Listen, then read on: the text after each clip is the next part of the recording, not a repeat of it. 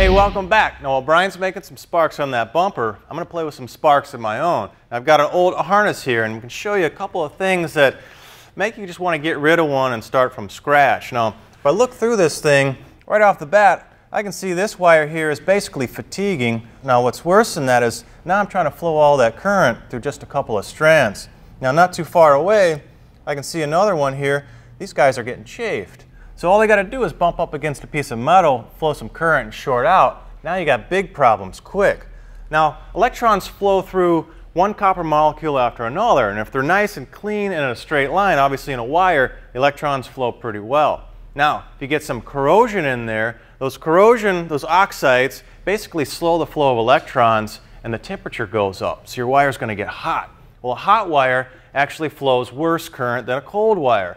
So as the heat goes up, there's more resistance in that wire. So it's a downward spiral. Now we've got an example here. It's a little over the top, but it shows you what happens when you start fraying and fatiguing wires. The gauge, effective gauge of that wire drops. So you're basically running a smaller gauge wire when you're planning on running something heavier. Now the same thing happens when you corrode the wire. The gauge goes down, the resistance goes up, and it's harder to flow the current. So if I get my safety glasses on and I fire this guy up, you're going to see that things go bad in a hurry. Now check out this wire here. It's going to start heating up. It's flowing too much current. Now it's called letting the smoke out of the wire. And you can see it's getting red hot in there, and I'm going to shut it off because I think you've seen my point. Using the wrong gauge wire, frayed wires, and corroded wires are all bad. You can start fires under the dash, in the engine compartment, or maybe even the back by the fuel tank. So best thing to do is just strip all that old wire out and start with something new.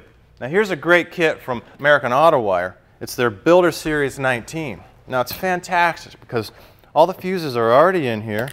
They use a spring-loaded fuse connector so you get great connection to your fuses, and everything's factory crimped inside. So all you've got to do under that dash is run a couple of screws under this thing, mount it up in there, and everything flows out to where you need it. So you'd run a bundle to the engine compartment, one underneath the dash, and one to the back. Now it's great because all the wires are labeled. So it doesn't matter where you are on the harness, you know what you're doing. And the critical ones, some of these highly loaded components, they go ahead and put the connectors on for you. They leave the wires a little bit long, so if you want to use the factory connector, which is usually always better. Now it's got dimmer switches, high beams, ignition switches, all the things that are critical to doing this thing right, especially in the highly loaded areas. Now you don't have to be a wiring genius. They give you great documentation. So you can just lay these things out with a little bit of patience, just follow color coding and these great labels that come on the full length of the wire. The next thing you know, your old ride will be up to date, new and safe, and performing like it should.